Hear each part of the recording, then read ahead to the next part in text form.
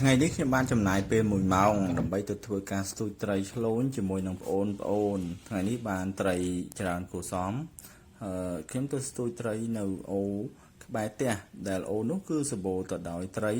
ជាពិសេសត្រីឆ្លូញត្រីឆ្លាំងត្រីឆ្លាតហើយនិងត្រីចង្វានៅក្បែរនេះគឺ